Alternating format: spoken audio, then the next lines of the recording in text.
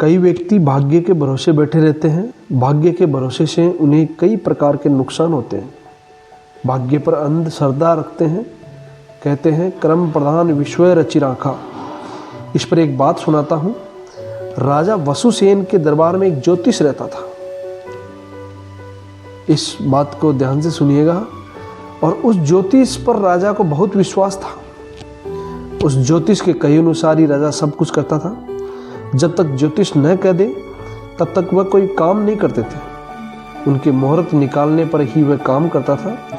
तो आसपास के जो राजा थे वह भी जान गए कि राजा की कमजोरी यह है। तो वह भी उस राजा पर हमला करने की सोच रहे थे कि जिस दिन उनका मुहूर्त नहीं होगा उस दिन उस पर हमला करेंगे। एक बार क्या हुआ कि राजा देशाटन के लिए, देश भ्रमण के लिए निकले।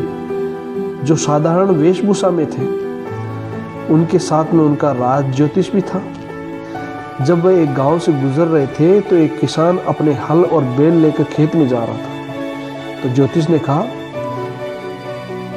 राजा को अपनी विद्वता प्रकट करने के लिए ज्योतिष ने भी कहा, क्योंकि उनके पास मौका था कि ये सही समय है अपनी विद्वता प्रकट करने का। तो ज्योतिष ने कहा, अरे मूर्ख, आज इस दिशा में क्यों जा रहा है? यह तो तुम्हारी दिशा शूल है। इस तरफ जाएगा तो तुझे भयंकर हानि उठानी पड़ेगी। ये सुनकर किसान बोला, मैं तो प्रतिदिन इस दिशा में जाता हूँ, उसमें दिशा शूल वाले दिन भी होते होंगे।